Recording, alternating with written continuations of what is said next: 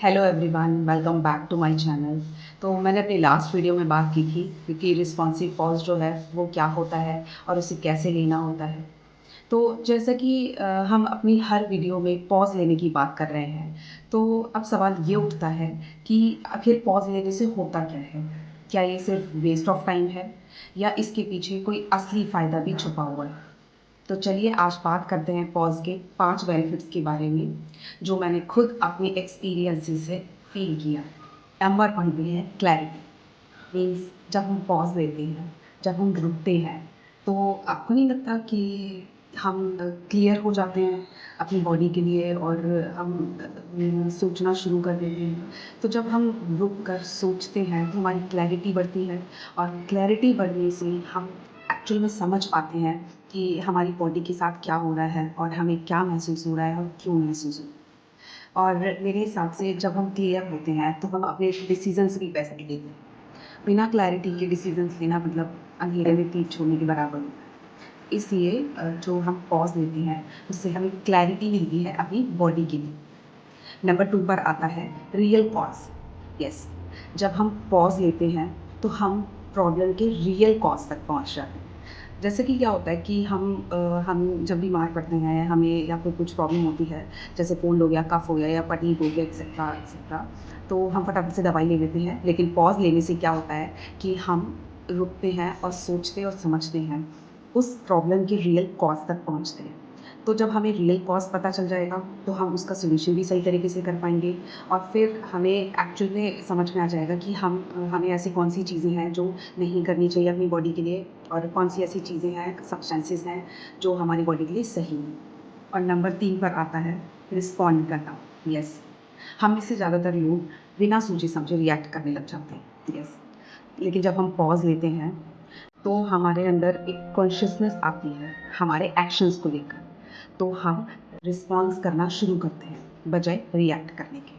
तो यस, जब हम अच्छे से कॉन्शियस हो जाते हैं अपनी बॉडी के लिए, ठीक है, कौन सी चीज़ हमारे लिए, हमारी बॉडी के लिए सही है, कौन सी चीज़ गलत है, तो इससे क्या होता है कि हमें समझ में आता है कि हम एक्चुअल में क्या गलती कर रहे थे, क्या नहीं कर रहे थे। तो यस, हमारी कॉन्शियसनेस बढ़ जाती है, अवेयरनेस बढ़ जाती है।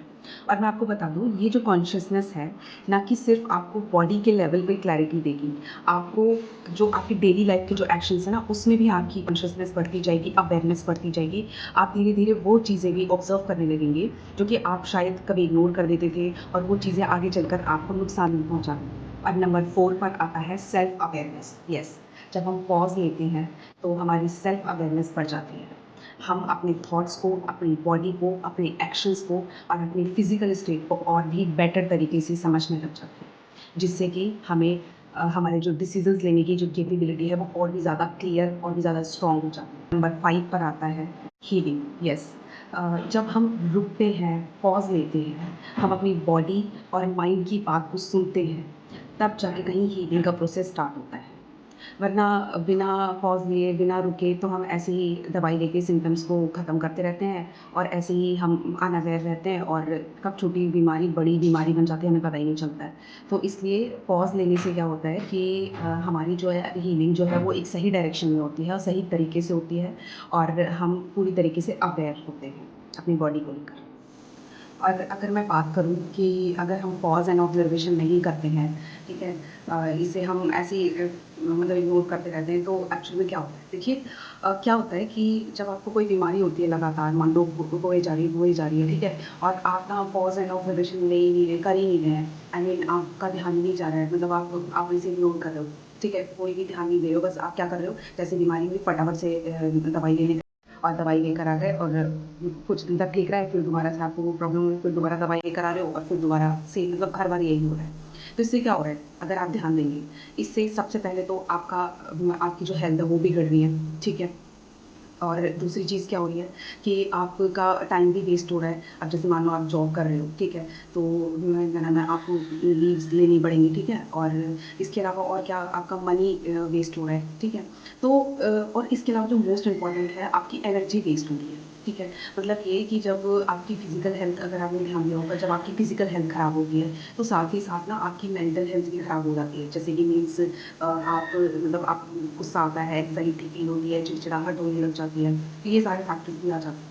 तो इससे क्या हुआ मीन्स कि अगर हमने रुक कर एक बार हमने पॉज़ एंड ऑब्जर्वेशन नहीं करा, रियल कॉज़ को नहीं समझा, ठीक है? नहीं हमने अपनी बॉडी पर ध्यान दिया कि एक्चुअल में हमारी बॉडी क्या चाह रही है, ठीक है?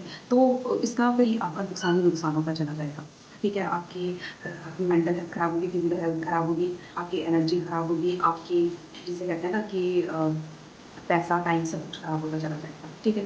और आप ध्यान दीजिए कि अगर आपकी जब एनर्जी खराब होती है, मतलब एनर्जी आपकी कहाँ जा रही है मतलब बार-बार इन सब चीज़ें मुझे ये प्रॉब्लम ठीक करनी है, ठीक है, ये मेडिसिन लेनी, वो मेडिसिन लेनी है, आपका जो ध्यान है वो इसी बीमारी की तरफ रहेगा, आपका जो फ़ोकस है, आपको जो फ़ोकस देना है, आपको जो अपनी एनर्जी देनी है, वो किसी और बड़े काम के लिए यूज़ करनी थी, लेकिन आपकी एनर्जी और फ़ोकस कहाँ जा रहा है? ये इनकी बॉडी के साथ प्रॉब्लम हो रही है, उस पर जा रहा है, ठीक है? तो इससे क्या होएगा कि हमें लॉन्ग टर्म के लिए यही रहेगा कि फिर मतलब हमें जो अपने गोल्स सेट करे होते हैं वो हमें नहीं मिलते हैं सही से, ठीक है? तो इसलिए मैं कह रही हूँ कि पॉज़ एंड ऑब्जर्वेशन लेना बहुत ज़्यादा ज़रूरी है, ठीक है? तो अभी तक मैंने बात की कि पॉज़ एंड ऑब्जर्वेशन के क्या-क्या बेनिफिट्स हैं और अगर हम इसे नहीं करते हैं तो उसके नुकसान क्या होंगे। मैं आपको एक इम्पॉर्टेंट बात ये भी बताना चाहती हूँ कि ये वीडियो सिर्फ़ उन लोगों के लिए नहीं है जो जिन्हें कोई डिसीज़ हो गई है या फिर जो जो बीमार हैं। आई मीन ये वीडियो उन लोगों के लिए भी है जो जिन्हें अभी कोई डिसीज़ नहीं है, जो अभी सही हैं या डिसीज़ है अभी तो वो छोटी-मोटी है, ठीक है? और अभी सही हालत में है और मतलब वो अपना अच्छे से अभी अपना रूटीन फ़ॉलो कर रहे हैं, ठीक है? मैं ऐसा क्यों कह रही हूँ? इसे एक एग्ज़ाम्पल से समझते हैं, ठीक है? जैसे आपने कभी ऑब्ज़र्व किया होगा कि अगर कोई इंसान बीमार है, तो उस टाइम पे एक्सरसाइज़ करना, ठीक है? पहली बात तो पॉसिबल नहीं हो पाता। उस टाइम पे एक्सरसाइज़ अगर हम करेंगे तो उसका बेनिफिट नहीं होता, उसका बेनिफिट हमें बहुत ही कम मिलेगा। लेकिन एक तरफ वो इंसान है जो अभी एकदम सही है, फिट है, वो एक्सरसाइज़ कर रहा है, तो एक्सरसाइज़ का ज़्यादा बेनिफिट उसे मिलेगा जो कि अभी हेल्दी और जो कि अभी एक्सरसाइज करने के लिए अभी केपेबल है, ठीक है? तो वही मैं बताना चाहती हूँ कि ये जो पॉज़ एंड ऑब्जर्वेशन की जो एक्टिविटी है, ये सिर्फ़ वो लोग ही ना करें कि मतलब जिसे कोई प्रॉब्लम है या अभी डिसीज़ से गुज़र रहे हैं, ये वो लोग भी मतलब इसे कर सकते हैं जो एकदम सही है, हेल्दी है। क्योंकि जिसे कहते हैं ना कि prevention is better than cure. तो आपको क्या होगा कि अगर आपको कोई डिसीज़ नहीं है, कोई प्रॉब्लम भी नहीं है, अच्छी बात है। तो लेकिन आप अगर ये पॉज़ एंड ऑब्जर्वेशन की एक्टिविटी अपनी डेली लाइफ में, डेली रूटीन में बना लेते हैं, तो इससे क्या होगा कि आपको आने वाली जो बीमारी है ना, उनसे भी बचाव हो जाएगा, ठीक है? तो जैसा कि मैंने पहले बताया कि क्या होगा कि आपकी जो एनर्जी है, वो आप सही जगह पर यूज़ कर पाएँगे, वरना बीमारी आती है ना, तो फिर हमारी एनर्जी ड्रेन होती है। तो वही आप अपनी जो आपने पहले से ही अपनी मतलब बॉडी को तैयार कर लिया आपने उन बीमारियों के अगेंस्ट और आपकी जो एनर्जी है, वो आप सही जगह पर यूटिलाइज़ होगी, ठीक है? तो नेक्स्ट टाइम से आपको जब भी कुछ अजीब-सा महसूस हो, कुछ भी अजीब-सा लगे या ना भी लगे, सब कुछ ठीक भी हो, तो एक पॉज़ ज़रूर लीजिए और ऑब्ज़र्व कीजिए कि आपकी बॉडी आपसे क्या कहना चाह रही है। शायद आपको वही क्लैरिटी मिल जाए जिसे आप कब से ढूँढ रहे हैं। और हाँ, अगर पॉज़ एंड ऑब्ज़र्वेशन करके आपको कुछ भी नया रियलाइज़ हुआ है, तो कमेंट सेक्शन में ज़रूर बताइए।